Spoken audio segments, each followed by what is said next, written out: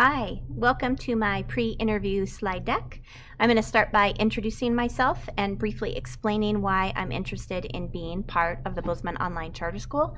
And then I'll talk more about my vision for that charter school and really how I kind of envision fitting into that. So to start with, I'm Lorenz. I'm a middle school teacher here in Bozeman. Currently, I'm teaching 6th grade math and science. The idea of being part of sort of the ground floor of this new charter school is super exciting to me.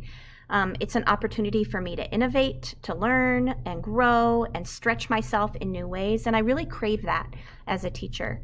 I want to be at a place that doesn't just tolerate innovation, but that really embraces it and where innovation is fostered among a team of colleagues.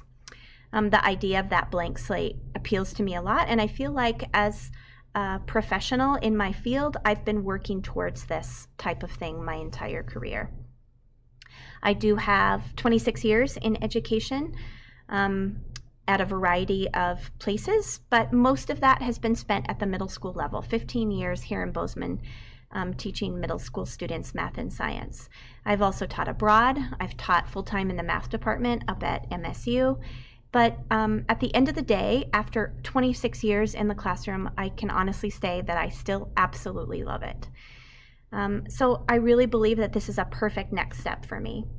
I've also done a lot of work in the curriculum field and with professional development.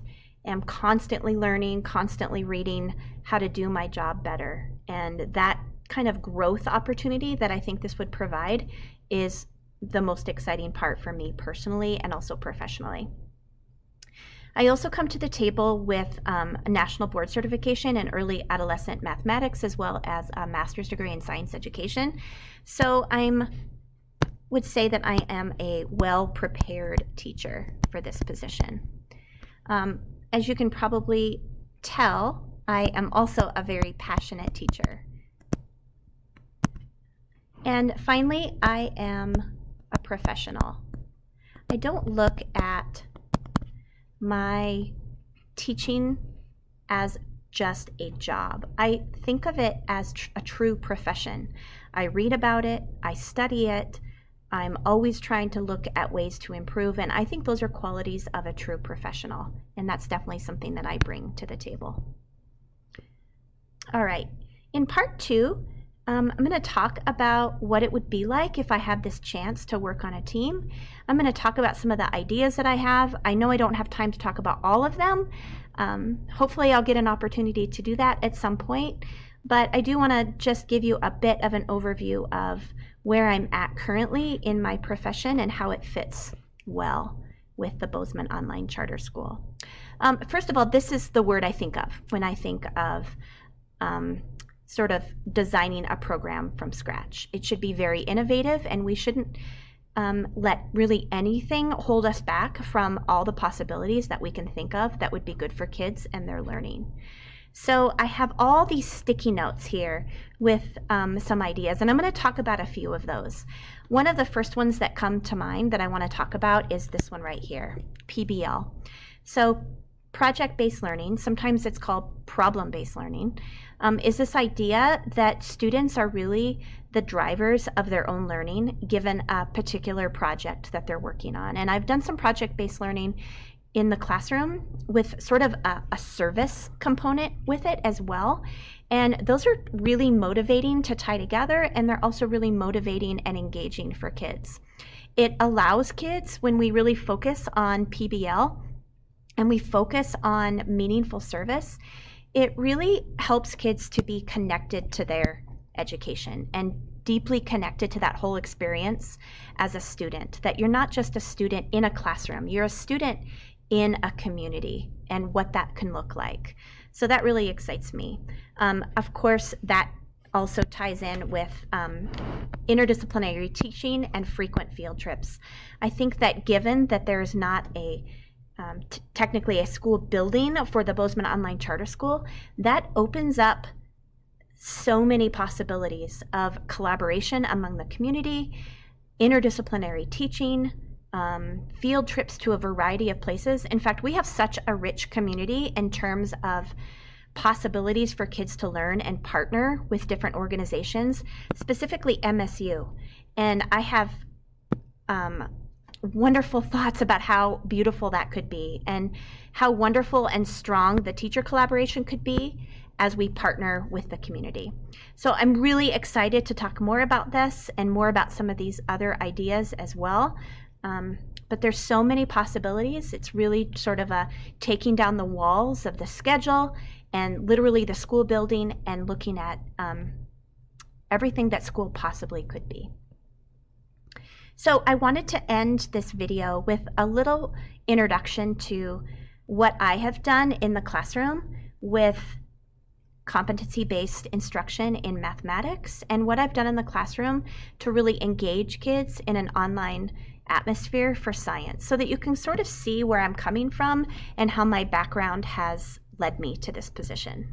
So first of all, in math, at the start of the pandemic, I knew that I was going to have to kind of learn more, hone my craft on how to teach using an online platform. And I tried various things. And what I came up with for the blended model this year is something that I want to talk to you about. And it's this sort of format. And so what I have set up for each unit is that students complete lessons in this way. So first they watch a mini lesson video, and I try to make my mini lesson videos, that's what you see right here. I try to make my mini lesson videos short and sweet, like 5 minutes or less, because I know that middle schoolers and their attention spans can't really handle much more than that, plus the content should be very specific. So mini lesson video, about 5 minutes. Following that, students work on 5 problems. So you're going to notice a theme of 5 here. So students work on 5 problems, and these are really rich problems that are exemplified from the content that I just taught a bit of during the mini lesson. When students are finished with those 5 problems, then they correct their own work. So this is a copy of the student problems, but you can see that my head is on here, and that's because I make a video where I walk students through the work that they just completed so that they're able to then self-correct their work and mark things where they have some questions to ask me further. So it's a way for students to look at their own work, be a self-reflector, and also like correct their mistakes and correct some of their misunderstandings. Students will go through that sequence, the mini lesson, work, and correction sequence 5 times. And after they go through that sequence 5 times, they decide when they're ready to meet with me. And when they meet with me, I give them what I've started calling a superset. And I call it a superset because it's 5 super problems from the 5 lessons that they just completed. And the superset, it's sort of like my formative assessment. And so what students do, and we did most of these supersets by Google Meet during the blended. I did something like 35 on average superset meetings with kids. And I just simply make a Jamboard, and then I'll bring that up during the Google Meet, and students will choose, you'll notice there are 5 problems. Students will choose 4 of those 5 problems that they want to talk me through, that they want to solve and complete out loud with me. And so they do the problems, they walk me through it. It gives me an opportunity to push back. It gives me an opportunity to really hear what they're thinking. I'm able to diagnose misconceptions at that point, correct them on the spot. And it's a wonderful way for me to determine whether students are then ready to go on to the next sequence of lessons.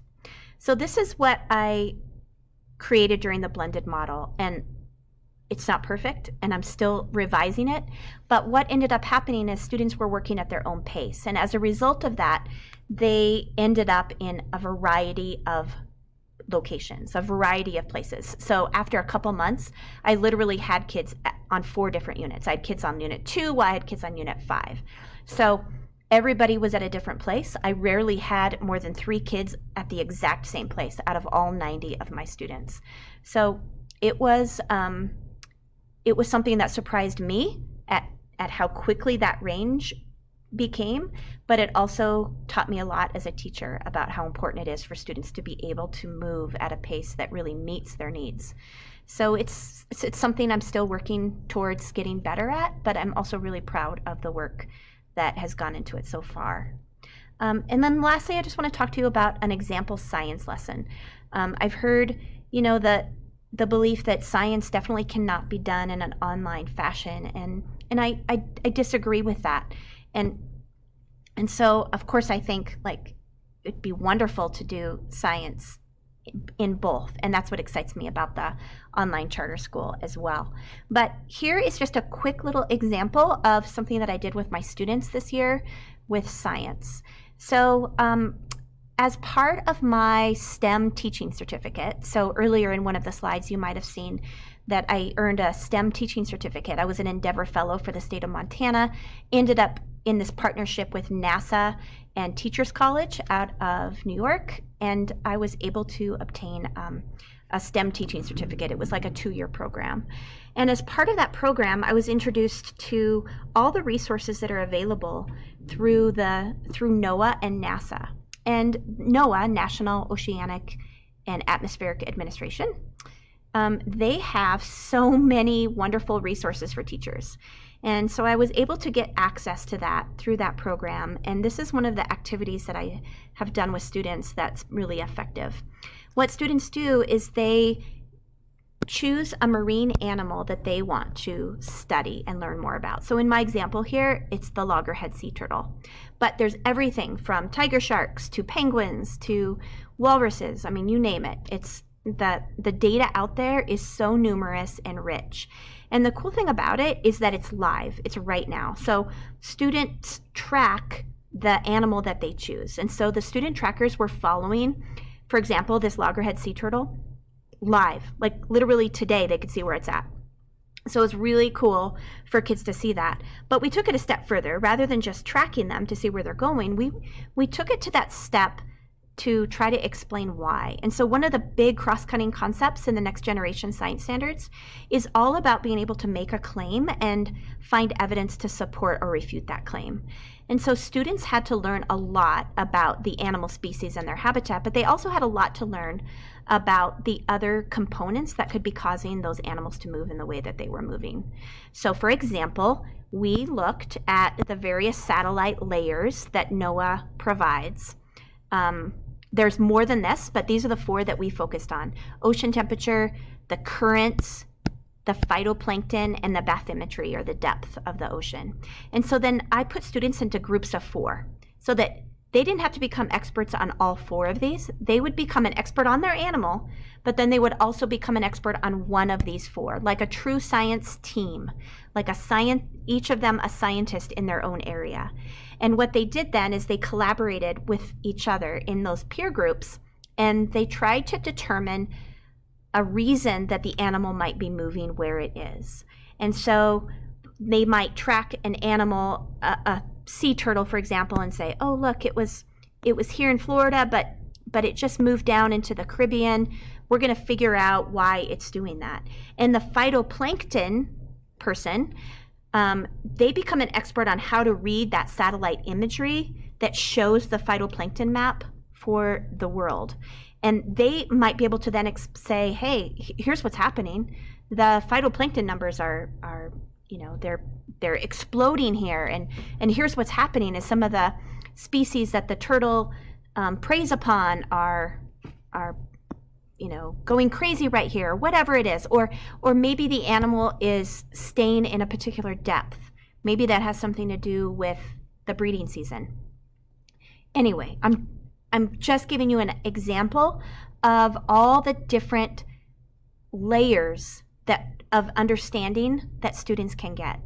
What they end up doing then is, after working with their groups of 4, they end up putting together a pretty sophisticated claim explaining with all of this evidence why the animal that they chose moved the way that it did and where it did. And it's pretty fascinating just to hear students speak like scientists in that way. So I hope that helped you get an idea of who I am as a teacher and what I can bring to the table for the Bozeman Online Charter School, and I appreciate you listening. Thanks so much.